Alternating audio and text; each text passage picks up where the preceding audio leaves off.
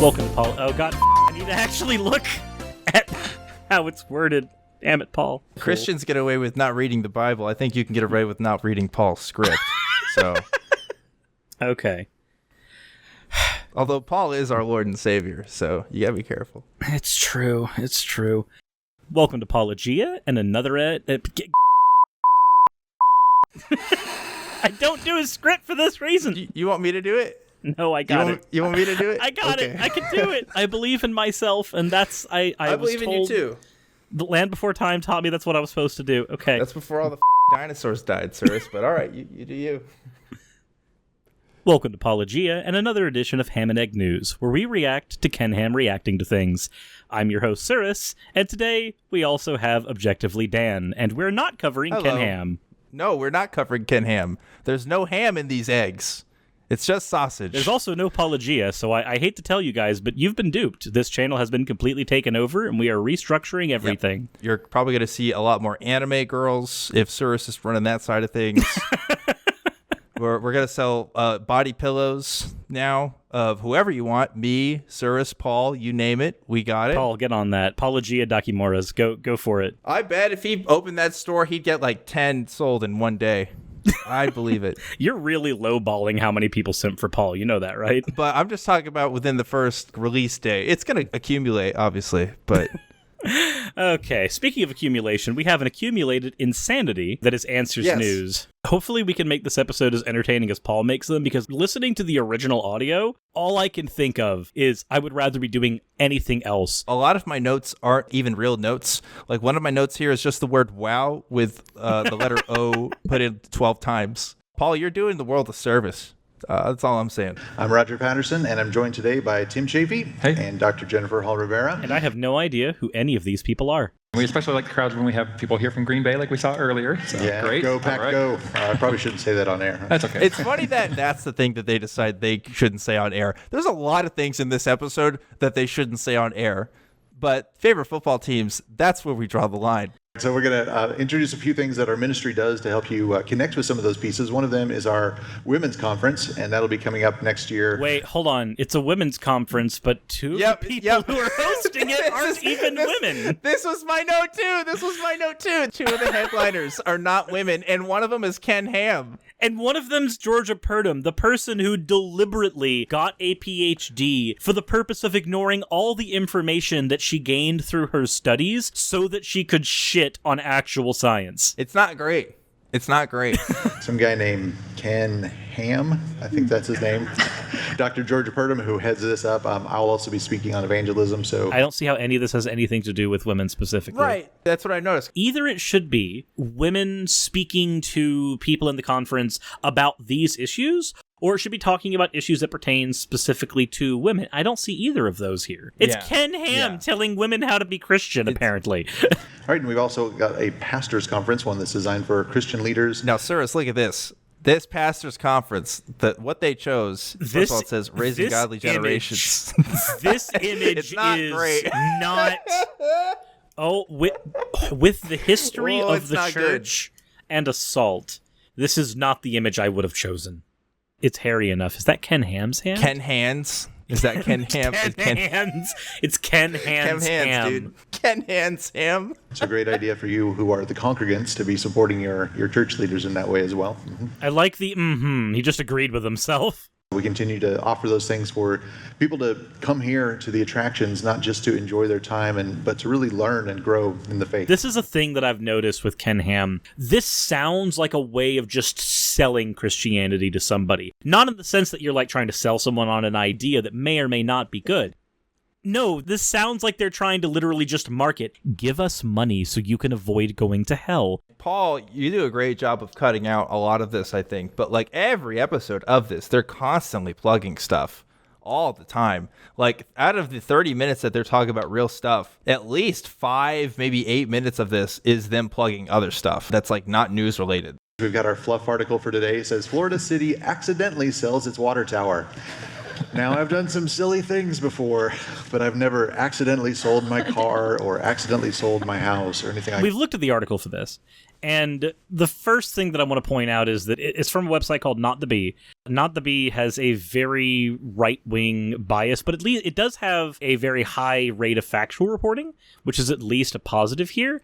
However, there is something that I wanted to point out here. This is apparently the more accurate, less satirical version of Babylon Bee. It's actually by the exact same person, Adam Ford, who founded Babylon Bee. They're telling this little story here about what happened. Basically, this guy accidentally bought land from the government that included the water tower. Okay, that's the whole story. It says at the end, oops, well, I guess this proves that government is useless and libertarians were right all along. Which is like... That's certainly a take. Maybe a little bit of a warning. Don't trust the government with everything. Yeah, They're not always as careful as you think they might be. Probably not the best plan of action. Oh. There it is. Oh, God. Don't trust the government is a good plan for most things, which is quite a take. Don't get me wrong. The government certainly has its fair share of skeletons in its closet, no matter what country your government is in. But just like as a carte blanche, I can't trust it ever. Yeah. The government has an issued statement that says that the sky is blue. You automatically are locked into the position now of saying it's definitely not blue. Yeah. Yeah. Or you get to say, well, this is the result of the liberals trying to change the curriculum. Oh, Jesus. There's ways out of this. Our next story comes from LifeSite News. So before we get any further in this, we have an analysis on LifeSite News. With all of these articles, I'm going to try to have an analysis of it real quick. So we've got a mixed rate of factual reporting from LifeSite News and an almost extreme right-wing bias as far as their political agenda is concerned. So it's automatically considered a very questionable source for that. And it's got an MBFC credibility rating of very, very low. So just throwing that all out there real quick, just making sure that we know what kind of source we're looking at before we look at the article itself. Yep, definitely. Hungary bans promotion of homosexuality, transgenderism to minors. Basically the exact opposite of what we see going on in the United States today. Many of the school districts are commanding and demanding that sexuality and all the different lifestyle and gender choices, as they term them, what we would think of as sexual perversions and abnormalities. These things are being promoted in America.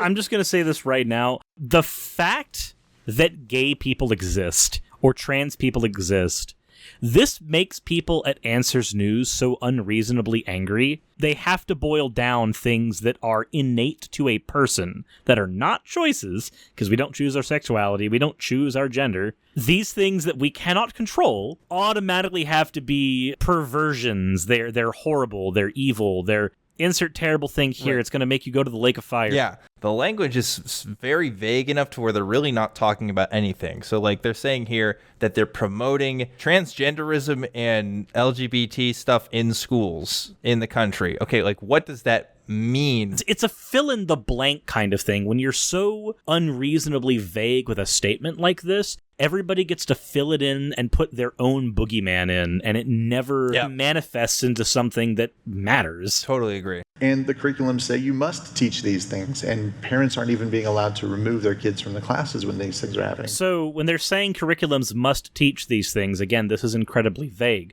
What things are being taught? It sounds almost like they're trying to argue that schools are trying to indoctrinate children into being the big gay. Yeah, I think that's pretty much what they're trying to say. Well, they have actually passed a law that they are not allowed to promote those ideologies to people under 18. So the bill that they're talking about, I'm reading directly from LifeSite News.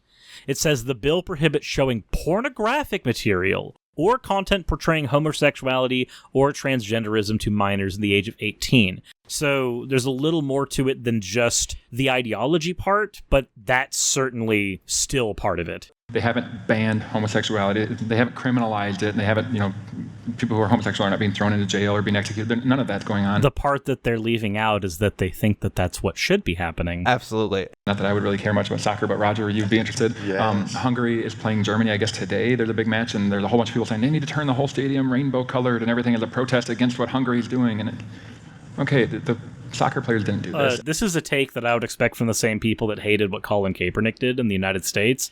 No, the soccer officials might not have done this, but if everybody in the country is seeing the soccer stadium, then lighting up the soccer stadium in a way that seems to be very pro-LGBTQ is an efficient way to throw that message across. And if somebody wants to say they shouldn't have their political agenda displayed on a sports match... The Boston Tea Party affected the private property of individuals and was ultimately about something political, but like that made an impact and is important to the history of the United States. I'm sorry that your game is more important than other people's human rights.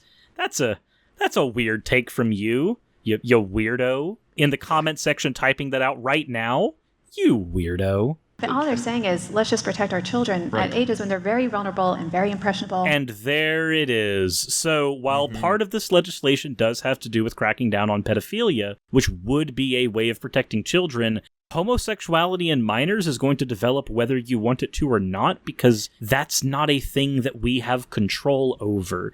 You cannot influence a child to be more or less homosexual as they go. We found thousands of failures through conversion therapy to basically reinforce that idea. Yeah. Protecting the children is a very convenient smokescreen that you get to hide your bigotry behind, and I understand, as somebody who's played a lot of Yu-Gi-Oh! It's easy to hide behind your trap cards, but it doesn't make you a good player. Kudos to the Prime Minister there, because he literally says he eliminated gender studies, he has banned same-sex adoptions, he's required disclaimers on any pro-LGBT books that may be being published. That's not something to celebrate. I know. We know a couple things to be true, okay? Media, including books, that has positive representation of LGBTQ people leads to more acceptance of LGBTQ people. These people don't get harassed anywhere near as often. These people don't have to grow up being discriminated against as often because they're seen as normal. They're seen as functional parts of society. Banning books that have to do with LGBT people, that is not a good thing. These are things that are done not for utilitarian reasons. These are things that are being done for ideological reasons. And he's really trying to just protect the natural family. I was doing some research on this article, and so this is where they actually defined in their constitution. It says, the mother is a woman, the father is a man. The amendment, which prohibits same-sex adoption, declared. It added that Hungary defends the rights of children to identify with their birth gender and ensures their upbringing based on our nation's constitutional identity and values based on our Christian culture.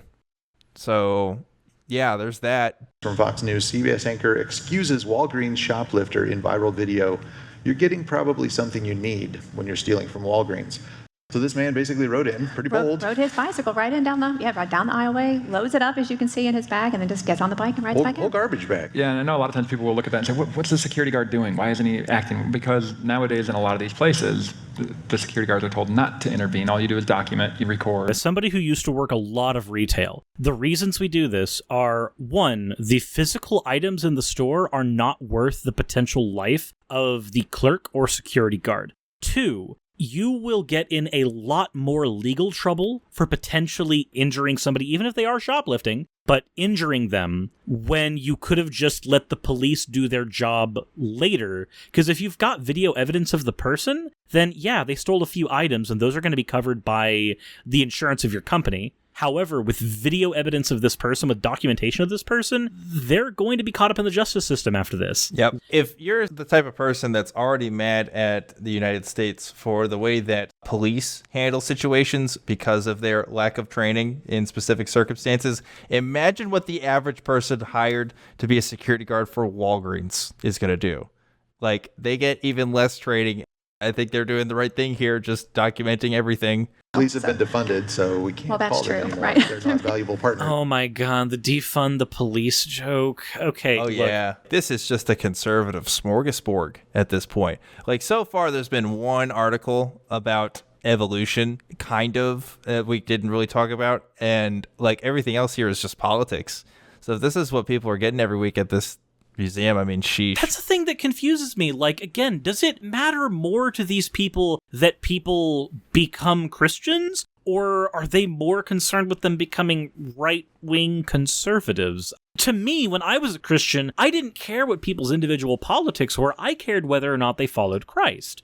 That's what mattered to me. We have people who are making up arbitrary rules based on what they feel and think. You mean laws? You mean insurance policies? You mean literally the way that society is structured? Imagine if we made laws that didn't care about what people think and feel. What would happen then? But we've got to have an absolute truth to base it on, or every man does what's right in his own eyes. He says, like, or else every man will do what they think is right. But, like, yes, that's the fact of our existence, right? Like, this person follows what he believes God tells him to do because he thinks that is the right thing to do. So you're still doing what you think is right. Like, you can't escape that in some sense. If this person broke into your home and they were taking items from your home, maybe they're just taking the hair care products out of your, well... I don't have that many. Sorry. One bottle of shampoo lasts a couple years for me. Not stealing it from The hair product joke is funny, but we have the same different standard here. These are categorically separate areas. If somebody's breaking into my personal space, there is a harm to myself, to my family, that could potentially be incurred here. If somebody's just stealing from a store, that harm isn't there. There's a difference between grandmother's prized locket that has been in the family for generations and the toffee-filled chocolate bar on aisle 11. What would happen if there was a parable in the New Testament of Jesus getting robbed? What would Jesus do? Would he, like, defend himself, or would he turn the other cheek? He would be turning the other cheek. All right, one last article we've got here. Black Studies professor says Queen is the symbol of white supremacy. University employing him is racist. If we do a quick bias and fact check on Breitbart, we find that, like with Fox News, they have a mixed history of factual reporting, and they have a very basically extreme right-wing bias here. This is basically Ben Shapiro's toes level of conservative simping. Just throwing that out there, whenever you are reading news from any source whatsoever, a good habit is to check the biases of the source that you're going into. It doesn't necessarily mean that what they're saying is going to be incorrect or correct. It doesn't have bearing on that, but it does tell you what type of opinion spin you're probably going to find on the news article. Yeah, and Breitbart is just legendary for its just propaganda. I mean, let's call it what it is. It's not a great source that any reasonable human being should be using, but I'm not surprised that AiG is using it. This particular professor, they actually created a whole new course for him that was called Black Studies. I think, they really, I have to say, catered some to what he feels is his expertise, and now he has just come out basically against the university, largely fueled by the political agenda we see right now, critical race theory and all those things. Critical race theory and all those things. Oh boy, how vague. What she basically just said to me was, this man should be grateful for the things that he's been given to him because the university's done so much for his expertise, and now he sounds like he's ungrateful. I'm not saying there is or isn't racism in Oxford. That's not my argument. I'm pointing out the fallacious nature of the argument. I gave you a thing, therefore this isn't right. Yeah, it's pretty sad when you have a worldview that the number one thing you look for is just the color of a person's skin. Wait, did you just say that in critical race theory, the number one thing you look for is the color of someone's skin? That's what he said. Wait. That is what he said. Okay, no. CRT is a lens. It is a lens for viewing things. Like, they use a lens when they view media as well. They use a Christian lens. They try to find Christian symbolism in it. They try to find things that might be considered satanic within different media that they are consuming. That's called using a lens. CRT is a type of lens. There's another lens we have called critical theory. Critical theory is a lens we use to look at things as a way of determining class struggle, right? It is a branch off of some Marxist teachings. Critical race theory is just adding race on top of the class struggle portion of critical theory. It doesn't make prescriptive arguments about people's biases. It doesn't make prescriptive arguments about people based on the color of their skin. I'm pretty sure everything this guy has read about it has been from like Breitbart articles. There's just no way that you would make that kind of conflation. It is literally the opposite. Because of the Black Lives Matter protests and stuff that have been happening. I guess that's why folks like him are talking about it more. But CRT has been around for decades. Even I learned about it in college. Critical race theory is a concept. It's more than 40 years old, but the core idea is that race is a social construct. But that racism is not merely the product of individual bias or prejudice. So when you try to make the argument like this guy's making here that, oh, you just look at the color of somebody's skin and make assumptions there, like, well, no.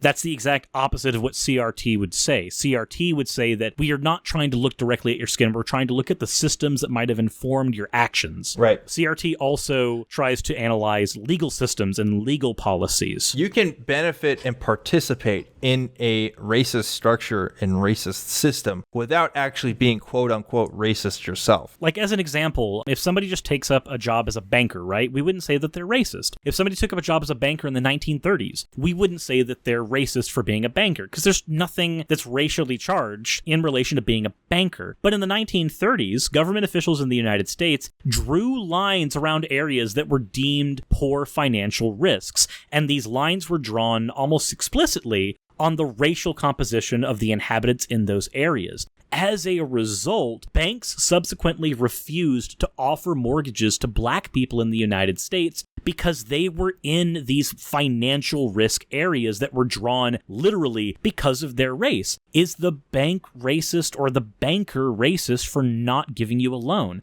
No, they're not, but there is a system that is in place, and critical race theory, its job is literally to analyze that system. There is a system that led to consequences that happened to be based on race. Those consequences were racist. Those things that manifested were bad and they were on racial lines. But it's not the same thing as saying the individual banker was racist, because the individual banker isn't racist. They're just participating in a system that is doing racist things. The banker themselves, in their heart of hearts, probably isn't. In fact, he's got a book on his shelf that you can see behind him in the video called Race First. And that is really what he's all about. The fact that he has a book on his shelf that you can see that says race first does not automatically mean that that's what he's trying to say at any point in time. I have 5 Bibles on my shelf. Does that automatically mean that I'm a Christian merely because if I turn my camera on, you can see those Bibles? No, it doesn't. And to claim so would be an ad hominem argument. He would look at somebody like me who does not have the same darkness of skin tone, your same amount of melanin content is a little lower than his. That I must be racist, I must be an oppressor. Without listening to the specific professor, if the argument's going to be this is what he would have to say based on critical race theory, then this is flat out incorrect, because this is not what critical race theory examines. CRT cares about systems. It cares about legal lines. It cares about end results as a factor here. It does not care about the individual people involved. If we are all truly created as one human race in Adam, and we see the different levels of melanin and other skin pigments that we have, and our different facial features and hair structures and bone structures, all these different things are simply manifestations of the variety that God put into the human population. So I like how he has this standard for black people, but not for gay people. Ooh. Despite the fact that sexuality and race are both immutable characteristics. Yeah, see, he would probably say it's a choice, though. It's a choice to be gay. If it's a choice, then I invite him to be gay right now. It's shameful that people have used these characteristics to promote racist ideas and show power over other people and oppress them. But that doesn't mean just because I have a certain color of skin that I am responsible for those sins of the past, nor am I participating in them now. You've made the straw man that CRT blames you for the sins of the past and blames you as an individual for the things that you didn't do, when, again, that's not what CRT analyzes. It's a lens for determining legal shit.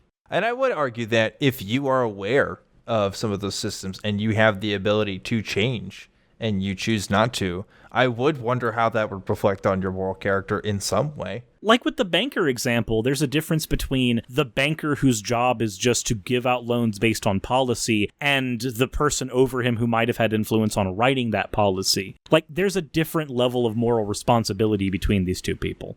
Lots of different perspectives that point us back to that reconciliation in the gospel. So how does that first man Adam and that second man Christ, the last man Christ, connect all those pieces together? That felt very shoehorned in. Oh, yeah. Oh, yeah. You had to desperately dig for a way to make the Breitbart article on critical race theory have to do with Jesus Christ in any way, shape, or form.